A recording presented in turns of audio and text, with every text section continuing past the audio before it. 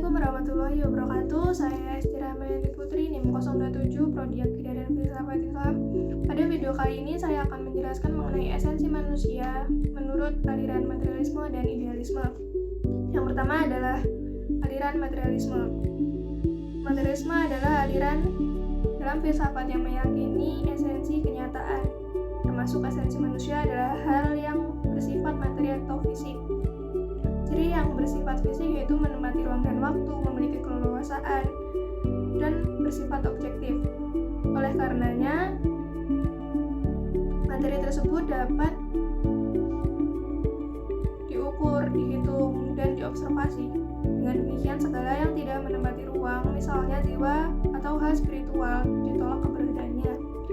Penjelasan atas peristiwa atau gejala-gejala yang terjadi pada kenyataan manusia harus berdasarkan data-data yang bersifat indrawi. Materialisme percaya bahwa setiap gerak bisa dijelaskan menurut hukum kausalitas atau hukum sebab akibat atau hukum stimulus respon. Akibat selanjutnya adalah manusia dianggap sebagai makhluk yang deterministik, ditentukan oleh kekuatan eksternal, tidak memiliki kebebasan atau independensi. Perilaku manusia tidak ditentukan oleh gejala alam yang bisa dijelaskan menurut hukum sebab akibat atau stimulus respon.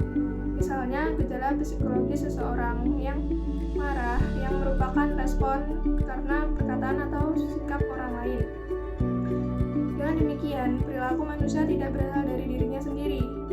Manusia berperilaku karena kekuatan eksternal, yaitu adanya sebab yang mendahulunya atau stimulus yang menuntut untuk diberikan respon atau reaksi oleh sistem saraf pusat. Dengan demikian, hakikat atau esensi manusia di alam semesta ini menurut materialisme, manusia adalah bagian dari alam yang berupa materi. Manusia adalah mesin yang terdiri dari kumpulan sel atau saraf yang berjalan secara mekanis.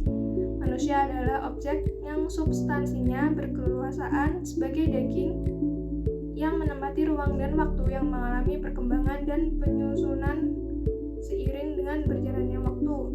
Nah, jadi dalam aliran ini, esensi manusia itu bersifat materi atau fisik. Kenapa? Karena manusia menempati ruang dan waktu, memiliki keleluasaan dan bersifat objektif. Dengan begitu, manusia dapat diukur, dihitung, dan diobservasi. Nah, selanjutnya, peristiwa yang terjadi pada manusia itu harus berdasarkan data indrawi. Karena aliran ini percaya bahwa setiap gerak dapat diukur dengan hukum sebab akibat atau stimulus respon. Jadi respon manusia itu ditentukan oleh dorongan dari luar. Contohnya, ketika seseorang mendapat pujian dan ia merespon dengan senyuman. Dalam hal ini, senyuman yang diberikan merupakan tindakan atau respon atas pujian yang ia dapat dari luar. Jadi bisa dipahami, manusia itu merupakan objek yang pada dasarnya berkeleluasaan dan seiring berjalannya waktu mengalami perubahan dan perkembangan. Nah, untuk kedua yaitu aliran idealisme. Idealisme meyakini bahwa esensi kenyataan termasuk esensi manusia adalah spirit atau jiwa atau roh. Kekuatan dari kenyataan spiritual ini adalah aktivitas berpikir yang bisa diukur menggunakan metafor kesadaran manusia seperti berkehendak, berperasaan, kreatif, dan lain-lain.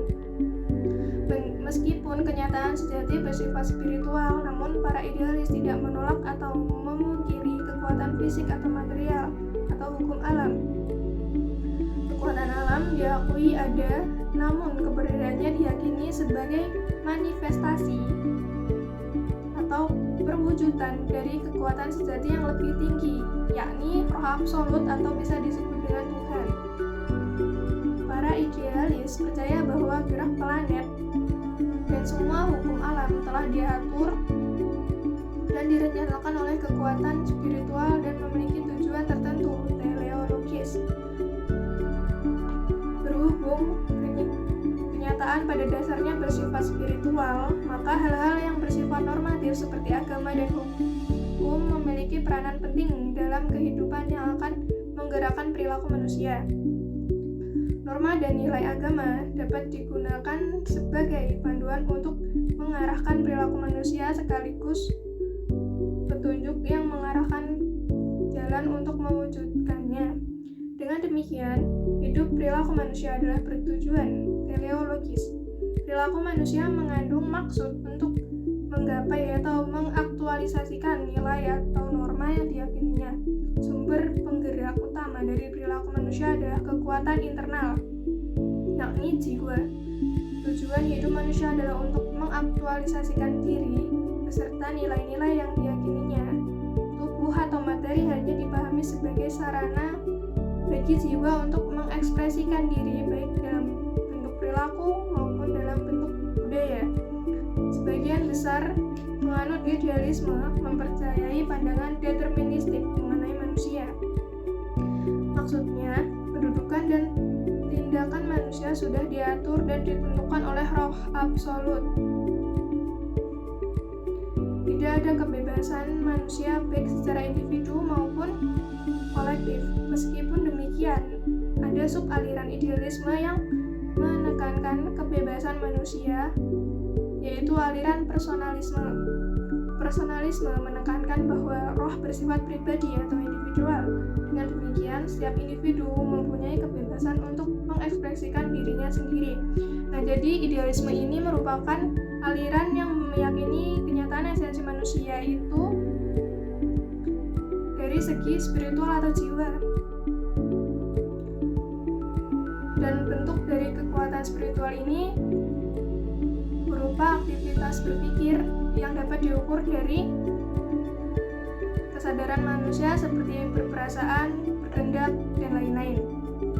Nah, kaum idealis juga meyakini keberadaan kekuatan fisik atau hukum alam ini sebagai perwujudan dari kekuatan yang lebih tinggi, yaitu roh absolut atau Tuhan.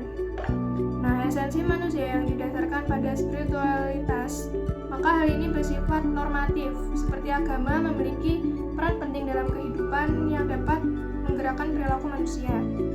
Nah, sumber penggerak perilaku manusia adalah kekuatan internal, yakni jiwa, dan kedudukan atau tindakan manusia sudah diatur oleh roh absolut.